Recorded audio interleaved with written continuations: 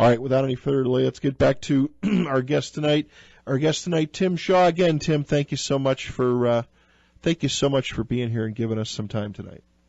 Well, thank you, and congratulations on being on the air for 4 years, and for P-Talk Radio, 50 years, man. That is phenomenal. That blows my mind. That is great. And I got to tell you, Pat, you do a great job. You're a great host, a great interviewer, and it's just a pleasure and an honor to be here. Well, thank you so much. Speaking of just one thing, a little side note, you were talking about your cigar bar, and I was gifted a couple of Mike Ditka Camacho cigars yesterday, and had them both, the 89 Special Edition. Man, what a couple of great cigars those were. Those are I've had those. My favorite is Drew Estate Acid Brand, because they're flavored cigars. Macanudo are great. I hate to say that I'm getting to be a cigar snob in my old age, but yes, I am. If you're gonna, and I don't go and tell anybody that smoking is bad for you. We all know that. But if you are gonna smoke quality. And I smoke maybe one cigar a week, and I thoroughly enjoy it. I make it an experience, not just something to pass the time. I do the same thing too. I have at least one or two a week, and like I said, I was gifted a couple of these Ditka 89 Special Editions by Camacho, and they're a little on the dark side, and man, I'll tell you, they what a great cigar. I believe that those are, if I'm not mistaken, those are Dominican Republic Dominican tobacco. And I believe that those are Cuban seeds, and that really makes a big difference. Yeah. Matter of fact, as I've often said to some people who decide to give it a try, make sure you have a little something to eat in your stomach before you try that. Yeah, they are strong. They are strong. You have to really watch it, and that's why at this point in my life, I am very, very careful about smoking to begin with, but I make sure that I have a little something to eat and drink just before I go and enjoy it. It's sort of my dessert. I don't like a lot of sweet things, so a cigar at a nice cigar bar, that's all I need. Yep, yeah. Well, and again, being from Chicago, anything to do with the coach is good. So we, without a doubt, we enjoyed both of those. Let's get back to some of our questions, because we got so many questions sent in for you, and I'd like to run them by you and then talk about some of your projects. One question was, Tim, have you ever personally investigated the Rolling Hills Asylum in East Bethany, New York? Been on Ghost Hunters a couple of times. What is your opinion of its claims of being the most haunted place in Western New York? Well, let's just let's back up to hauntings. I'm a firm believer that if you look close enough and hard enough in any location where man has been, you're going to pick something up. I'm a true believer in that, because that's been my experience. Now, I love Rolling Hills. I love Sharon Coyle. She's a great person. The location, the history. I'm a history guy. I love it because it was a poorhouse, and it was the facilities there, and that took care of not just those who were mentally challenged or physically challenged, but also people who were disenfranchised, people who didn't have any money. And then later on, I believe it became a nursing home. It is a beautiful location. It's set all by itself. You go there, and I'm going to admit something, that now I usually go to these locations on public hunts, and I'm sort of like, oh, here we go again. I'm just here for urban exploration. Maybe I'll find something. But yeah, that place has got it. It's a great place. Have you done a paranormal? Have you ever been in there to do have you done a paranormal some research in there, Tim? I've actually been at a couple events there, and there's some stuff going on. I'm just going to say this. There is some stuff that's going on in there. Now, that being said, we always have to, as an investigator, there is a theory out there that sometimes you may not be contacting an entity or a spirit that is associated with the location. You might be working with a spirit or an entity that came with you, that is, part of either a spirit band that hangs out with you, or a passing, what we would consider a passing spirit, like attracts like, a vibrational pull. So you have to be very, very careful. This is why it's so important to ask questions in a logical manner, and ask that same question three times in different ways. So this way you know what you're working with. Now, I will say that Roy, who is actually a giant and that was left there, he has been seen so many times, and I'm a firm believer that Roy has touched many, many people there. And I think some of the whatever he didn't get in life, I believe now in his passing, I believe he is there in visitation. I don't believe he's trapped there. And I believe he's there and he gets that recognition. So it's almost like calling in an entity or a spirit in seance or whatever you have. So I believe, I believe it's haunted. I really do. And I've stumbled through there in the dark a few times. And I've seen some crazy things. Really? I've seen some black mass in there and shadows. The one thing I've seen that seems to be universal in many of the sanitariums, asylums, and that sort of thing is shadow people. I was just at a fundraiser. I would say probably 90% of all the work I do is for charities. And I was down at Hillview Manor down in Newcastle, Pennsylvania. I wasn't there 20 minutes, Pat. And I saw a shadow being kind of like look out of this doorway and then shoot back. And what I loved about it is I had validation because there was there were a few people with me, and they actually saw it. So I've seen a lot of it. At Waverly, that gets intense. And I've been up to Waverly 4 times, and I have to say that one night it was insane. It redefined my whole concept of being haunted. Spirit doppelgangers, and we actually, it had rained, and we actually saw a bear, bear footprints that came out of a little water well. I mean, you could see them there physically. Something made these prints. But the big thing was, I think it was about 4:00 in the morning, up on the 4th floor. We were standing there, and we're all looking down the hallway, and there was a nurse's station in the center.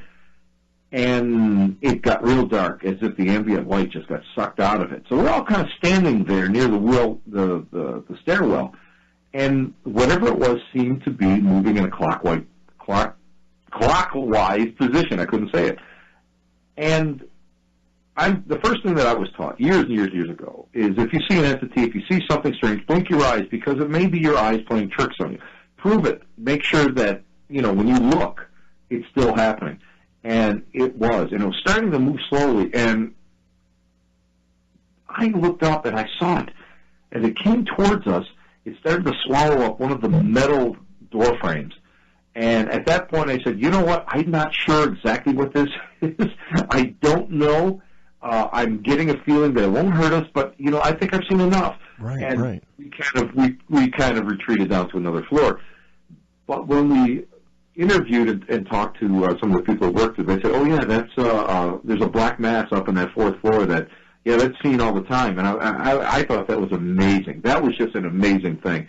And you see that at Rolling Hills too. You really do. That's great to be able to experience that. Do you think that, we talked earlier, Tim, about these entities that like to hang around, just the title of it, a black mass or a shadow figure, a shadow man or a black cat man.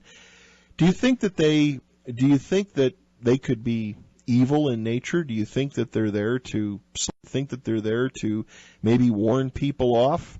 Or do you feel they could be a lonely soul that just has nowhere to go and wants to stay there? You know what? That bishop that I used to work with, he used to say, if you have it, you have it. And what he meant by that was the gift of discernment. And whenever he felt something really bad, he would get like this sick feeling in his solar plexus. And I noticed that I have that too. You walk into a location that's nasty, that's negative, you can feel it. Something quite not right. And, you know, along with your atmospheric barometric changes that you feel. At that point, no, I didn't feel it. Is it there to scare people off? No, I'm a firm believer that many of these places, and I know that I'm going to get hate mail for this one, but I believe that sometimes these spirits put on a show. They give you what you are expecting. And if they have enough energy to do it, they will do it. And, you know, if you don't feel that negativity, I don't think it'll hurt you. And I'm going to be honest with you. I've never been pushed, prodded, scratched anywhere that I did not feel something was wrong. Something inside of me said there's something wrong. And I get criticized for when I back off. The reason why I back off, and I'll tell all the listeners why, is the fact that I respect spirits. Sometimes they may not want you there, so they're just going to kind of ease you out. If that's the case, and I feel that that's the right thing to do, I will respect that boundary. It's just like your own personal space. You don't want to go and, when you talk to somebody, you don't want to have your nose right up to their nose. It's the same thing. It's the exact same thing. Gotcha. Another question for you is, has Tim ever heard of hauntings at New York State's oldest prisons like Attica, Clinton, or even Sing Sing? Attica, yes. And I can't say, as a matter of fact, I wanted to put it in the book, but I couldn't get permission by the person who told me. And I've heard Sing Sing is haunted, but at Attica, there's one area that after the big Attica riots here, there's one area that still has bullet holes in the walls, and it's kept pristine because New York State went into that prison after the riots and cleaned it up and totally obliterated as much as they possibly could of any evidence that there was a riot. And in that area, and this gentleman worked as a counselor there, he said that the guards didn't want to go up there because people had died during the riot, and that they were seen. People they thought were real people standing there, and as they walked by, they just disappeared. So yeah, if I could have gotten permission, that would have been one of my books. Scary stuff, huh? Oh, it is. It's very scary, but yet on the other hand, it may not be, because in so many instances, prisoners, especially those who have spent a good portion of their lives and passed in prisons, that becomes their home. Right. And sometimes they feel, and this is something that's true. That's why we have so many programs for prisoners who are out on parole or have done their time to be reacclimated into society. And I believe that they may feel more at home in prison than they are on the outside. Yeah. I can imagine, especially if they were, I would assume, especially people that maybe, started doing dark things or not good things at a young age. And it's kind of a sad thing to say, but a lot of people, I mean, bad things happen to good people without a doubt. And then there's yet people that, things at a very young age, if there's misguidance or whatever, they start very young and they live a life of that, and it's just normal to them. And right. Maybe it's normal to them to be around that and continue to be around that. Exactly. Again, we look at the natural laws, like attracts like, and if that's where they were most comfortable, if that was the type of people that they hung around with and they felt comfortable with, I believe that that's where they will come back in visitation. Again, I don't believe that most spirits are earthbound. I believe they're here because they want to be. The only ones that are earthbound are the ones that are afraid to go on. And I really, truly believe that. They're stuck here because of ego or fear or whatever. And in these cases, I believe that they're there because they feel that's the place that they felt comfortable and actually in some strange way safe. Gotcha.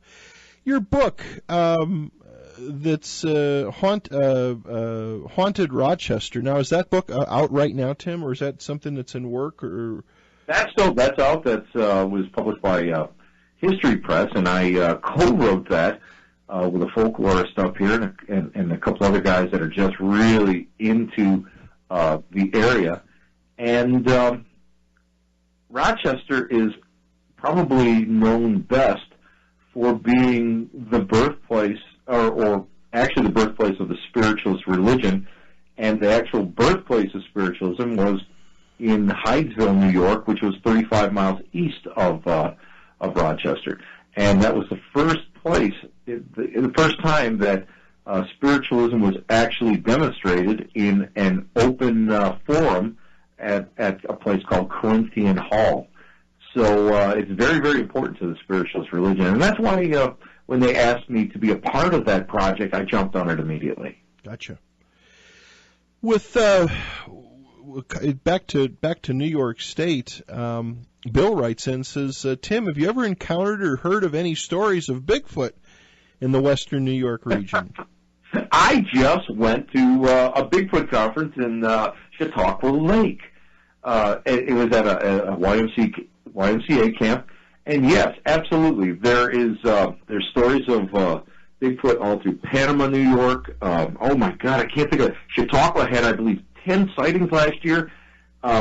There is some. I was just reading about it the other day in the Lewiston, New York area a few years ago, and I believe there was I'm not sure if it was a present-day sighting. I'll have to look at my notes. But we just actually filmed down in the Allegheny National Forest with an expert that showed us different locations where eyewitnesses saw some kind of a creature. The other thing that's fascinating is back in the, I believe, the 60s, at Beach 6 at the Presque Isle State Park in Pennsylvania, which is not that far, it's about an hour and a half drive from Buffalo, New York, there was a UFO Bigfoot sighting, a combination. So it's a phenomenal thing, and actually I'm just getting so into cryptozoology that I just find it fascinating, just fascinating. All the different aspects of, could it be a UFO? Could it be interdimensional? Could it be spiritual? There's just so many things about it, and it's just amazing. I get excited about it, as you can tell. So is it kind of a path you're taking to kind of go in that direction a little bit? I have followed this my entire life, and I used to keep, as a kid, I used to keep scrapbooks. And I just rediscovered a couple of scrapbooks that were tucked away at my mother's house, and they were back in the 70s. And I looked at it, and they have I cut out articles, everything from hauntings all the way through cryptozoology and ufology and metaphysics. So I've always been interested in it. My path took me more into healing and spiritualism and mediumship, of course, but I have a great interest in everything. And I think that's what's so great about this field that we're in. Like you and I, being hosts, we're able to go and pick the brain of some of the greatest minds out there. Yeah. And we learn so much along with passing this information on to the listeners. So yeah, I'm all over the place. This year we're hoping to do some another excursion we're going to film. Hopefully with a couple of name people that I can't say right now. Sure. But we're going to be looking for a dog man down in just outside of Pittsburgh, Pennsylvania. So that'll be the next thing that we're out to film. So now you were in your notes. I was looking through some of the stuff. Do you are you filming a new, like a DVD type series? Or are you coming? Is that what you're putting together right now? Absolutely. We decided that it's not worth it. My friend Joe Piari and a couple other people, we decided it's not worth jumping through all the hoops for networks. Right. It really isn't, and you have to sell your soul, and I don't want to do that. And I'm blessed. I get a chance. I get invited to go all over the place and speak, and I want to go and I want to be able to present these little DVDs cheap. I want to just about give them away, because I want to show people that if you have passion in your life, you can do just about anything. And that's the bottom line. So I'm hoping to get, we've got one in the can now. We're hoping to get one or two more for next year. And we'll probably put it on a single DVD and throw $5 on it, something on our table. And we want to be able to go and show people that if you do a little bit of research and you want to be able to go and enjoy this field or whatever field you're into, we want to let you know that it's possible. It's 100% possible. Follow your dreams, follow the research, follow your passion, and your life will be so much fuller. And that's the bottom line of the DVD series. We're calling it Everyday Adventures. Interesting, very interesting. Oh, and I agree with selling your soul. Television is, well, it's just like again, like I said, it's been an honor for me to be able to do this show on a terrestrial station here in Salt Lake City. But the whole syndication route of trying to move across the country and get on different stations and stuff is, I know for a while it was something I was really trying to do so hard. I was putting so much time and effort. And then finally you kind of sit back and maybe you've done the same thing and say, you know what, I'll just kind of hang out where I am, get the word out, not get so hung up on trying to be everything to everybody. Do what you do best and continue to deliver a quality product. Absolutely. Terry Shepard, who's an actor, he was on the History Channel's Warriors. Phenomenal guy, Green Beret medic. The guy is like this thrill seeker extraordinaire. I mean, he's crazy. But he sat us down one time when we were doing a couple of years ago. We were doing a pilot at Fort Mifflin down in Philadelphia, and he said, Tim, he said, listen, he says, don't change your life for any of this. He says, for every 1,000 pilots that are filmed, 100 maybe get looked at. Out of that 100, maybe 10 will be into consideration. And after all the boards and all the powers that be look at these 10, maybe one will actually air once at 3:30 in the morning. And, that was the greatest advice anybody gave me. So I love the fact that people go out there and put stuff on YouTube or go on the internet or strive to get their own interests out there and share them with people. I just had Adam Kimball on the show, and he's with Resident Undead. Phenomenal man, phenomenal, great talent.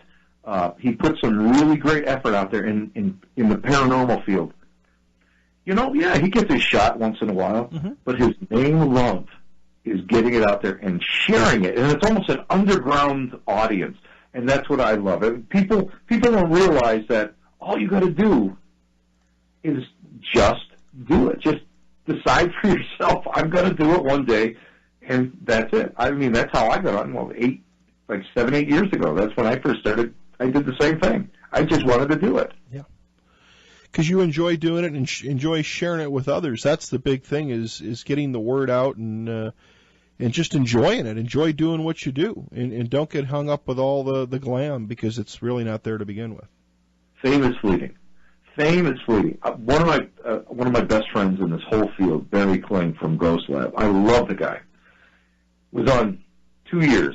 Second year, phenomenal numbers. Guess what? They canceled it.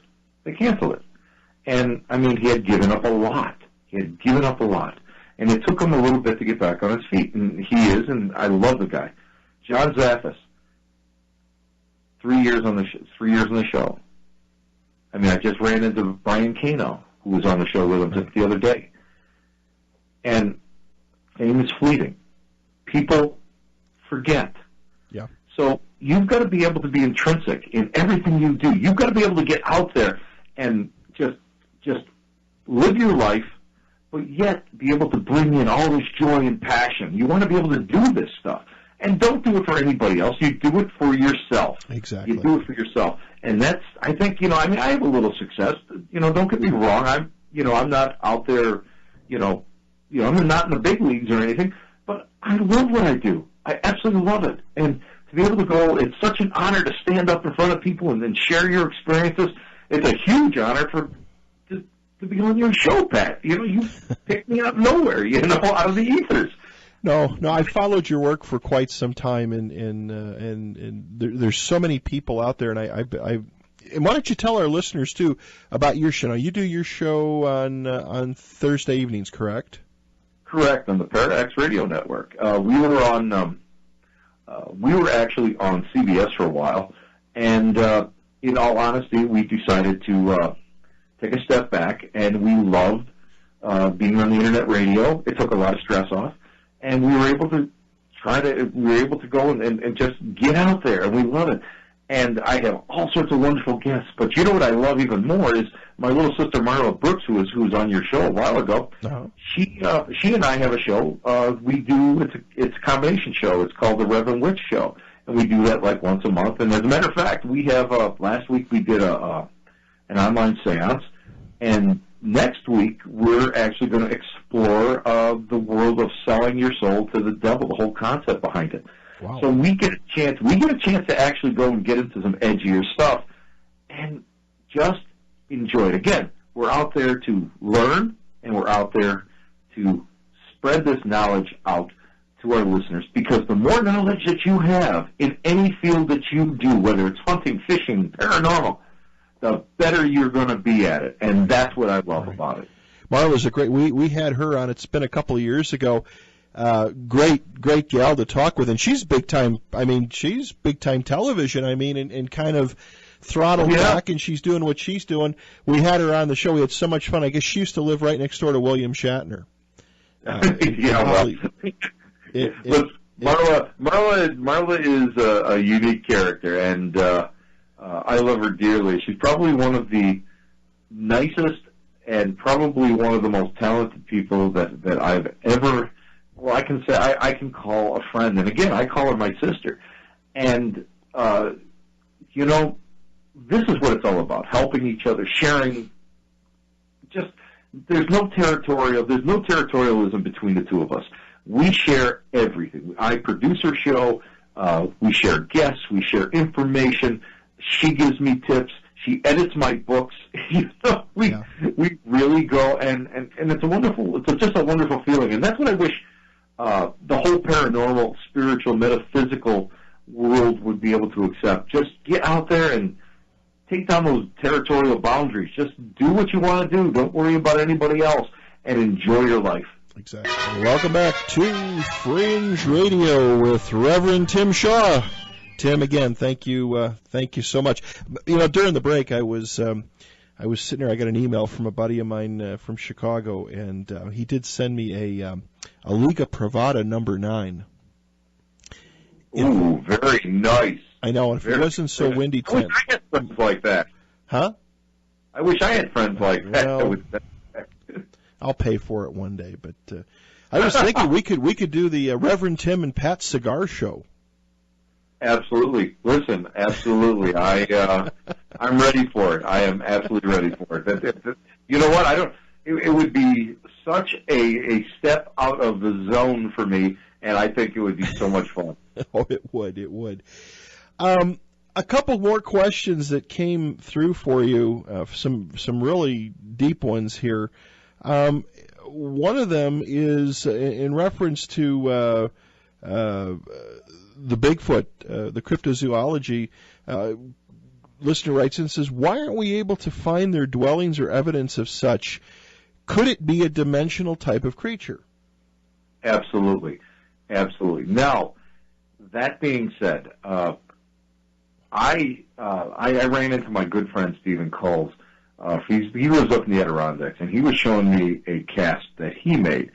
So it has to be some kind of physical creature, but in order to make a cast or a print like that. However, I'm a firm believer that we have to really explore more into the interdimensional phase of these creatures, especially when you start looking at my wife and I were just down in Point Pleasant, the home of the Mothman, wandering around and talking to people. And I got to tell you, there's a lot of people down there that believe it's interdimensional. It's far more than just a beast. There are some places in this world that man has never seen, And here in the United States, of course, I mean, you have the Pacific Northwest, and there are some great old growth forests in Ohio and Pennsylvania and some places in New York. Could they be in there hiding? Yes. However, I don't know. I mean, you would think by now that we would have come across the remains of this creature.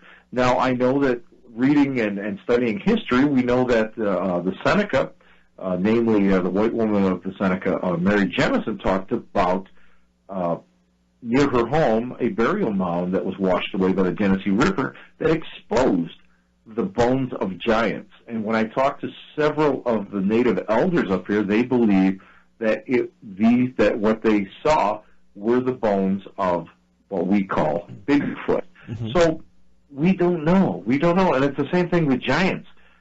There's so many people out there that reported them over the years, and yet we don't know. There's no skeletal evidence. So I don't know. All I know it's a mystery, and mysteries are there for us to solve and to ponder. And again, anything that gets everybody thinking, it's a great thing. Oh, it is. It is. Well, talk about, I don't know if you've had him on your show, but, when you start talking about these giants, and I've never really considered that, we start talking L.A. Marzulli. Yes. I've never had him on the show, but he is, oh my God, what an expert. Yeah. I lucked out enough. He was, him and his clan were out here they travel all over the world. And they talk to different people. They get phone calls from different people and from different countries, different states, saying, "Hey, I want you to come take a look at something that I've got in a box in the basement." And some kind of strange stuff. He was here in Salt Lake City actually, and last year, and he stopped by the studio, and we were doing the midnight to 2 a.m. show, and ended up sitting here till 5 in the morning talking to him. Matter of fact, the early morning host walked in. They had to throw us out of the studio because they were getting ready to fire up for morning. And just interesting stuff with these giants, and there's real skulls that exist. These aren't drawings or pictures. I mean, it's there. The stuff is there. Now we do know that. Speaking as a skeptic, I have to put my skeptic hat on. Sure. I know that locally here in the Western New York region, that in Randolph and a few places like that, there were found the remains of giants. But were they something else? Were they could they be partial skulls of mastodons? Could they be partial, fossilized parts of other animals? We don't know, because a lot of these bones disappeared, and that is what really intrigues me. What happened to these remains? What happened to all this? We know that there's newspaper articles all about them. People have written about them in books, in letters, actually seeing them. But what happened to them? This is the great mystery that I challenge your listeners to solve it. I challenge everybody listening in right now to go out there and try to think about why it happened, what happened to them, and where they went. Yeah. Bill writes, says, what about the giant skeletons found in the mounds in Pennsylvania? That is something that I've asked Scott Walter, the host of America on Earth, and he's pretty controversial. He's a forensic geologist, but he's very, very controversial in his theories. And he told me that, sort of off the air, that sometimes the giant skeletons that they do find, when the bodies die, when the bodies, I should say, start to decay, the bones have become stretched out, and it gives the appearance of giantism. However, that's not like that in all cases. And several cases that he's investigated, the state archaeologist came down and shut them down for whatever reason. Now, I'm not sure what state that was in, but these are all things that just don't come up. They fall under the realm of, as a kid, we used to refer to it as forbidden archaeology. Stuff that didn't quite fit in the box. So for everything out there is another mystery. This is what makes life so wonderful and interesting. Oh, it is, without a doubt. Another question for you. because I promised I would get them all out to you if I could. It says, Reverend Shaw, is a trained spiritualist minister, do you have the qualifications for the rite of exorcism, and have you ever done one? Now, here's the thing. We don't believe in heaven or hell, angels or the devil. So thus, a possession case, we wouldn't really be able to do that. That's not part of our religion. However, have I worked with people that have performed them? Absolutely. Have I studied the rites? Absolutely. These are things that you have to be aware of, because you don't know. Now, let me just say this. In what they would consider a possession case, or where you would have to perform the rite of exorcism, is it always an entity that has taken over the person? You don't know. You don't know. There's so much out there, so many maladies and illnesses and organic reasons why people act the way they do, or sound as if they're possessed. I mean, it's very, very interesting. A book is called Hostage to the Devil by the late Malachi Martin chronicles so many of these cases.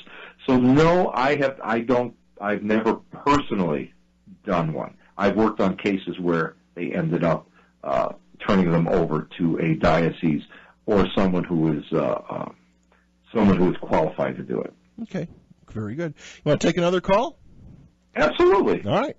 Caller, good evening. Welcome to K-Talk. You're on with Tim Shaw. I called back. Those guys were the giants of the Old Testament. Okay. In a nutshell, those guys that are laying in those graves, or what do you want to call it, they're like 12, 15 feet tall. They're from the Old Testament. That draws us to think that maybe some of the guys who wrote some of the books, like,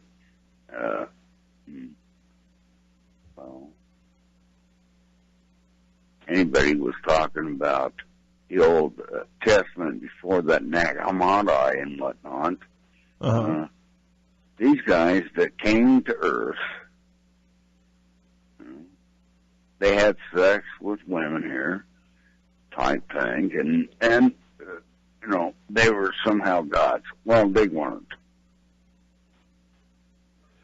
What's your thoughts on that, Tim?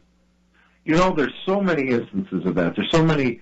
I'm a firm believer that the Bible is a wonderful morality book. Also, Sure. It's a wonderful history book, and a lot of people, just because it's the Bible, I know that a lot of people, because it's Christian, they don't want anything to do with it. I'm a firm believer. You don't throw the baby out with the bathwater. You read everything. And we look about the Nephilim. I mean, angels who impregnated human women. So, I mean, yes, there are. These are very, very important things.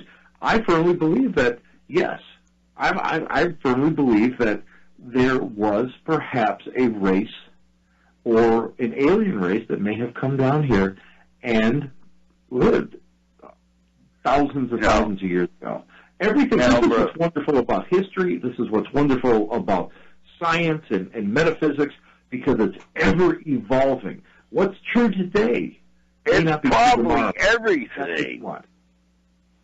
No, I was talking to the guy that wrote the 12th Planet. I saw him in a place in Salt Lake. I read all his books. Well, he had 3 or 4 up to the point, searching. And I talked to him. I said, "Hey, will you sign this?" He goes, "Sure." I said, "Will you sign this?" He goes, "Oh, you have all the books. You're going to make me labor." And I said, "Sure." And I said, "Do you believe in God?" And he said, "That's a thing and discussion for another day."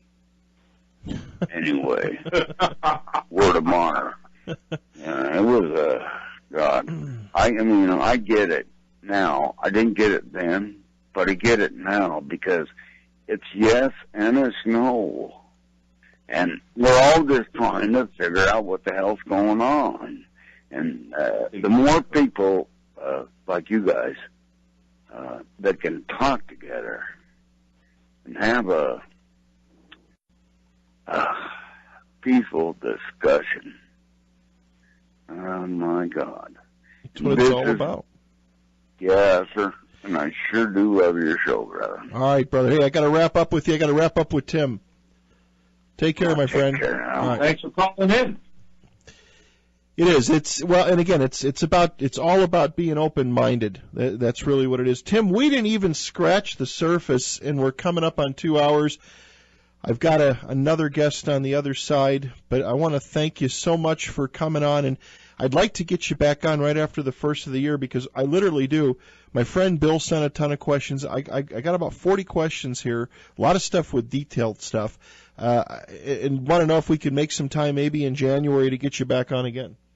Absolutely. Absolutely, Pat. You are wonderful. Your show is fantastic, and thank you for all the listeners who took the time out of their busy schedules to tune in. It's great. I mean, you guys humble me. You really humble me.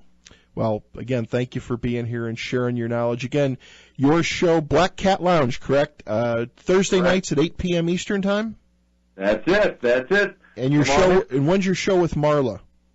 Marla, we do it on Thursday nights also, and we actually combine it. So this week it'll be between 8 and 10. Sounds great. I will definitely tune in. You take call-ins too?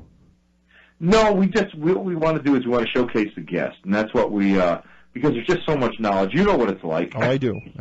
All right, Tim. Hey, have a great weekend. Go have a cigar, relax, keep warm, and we will stay in touch. You got it, and blessings to everyone. All right, take care, now. my friend. Have a good night. Thank you so much again.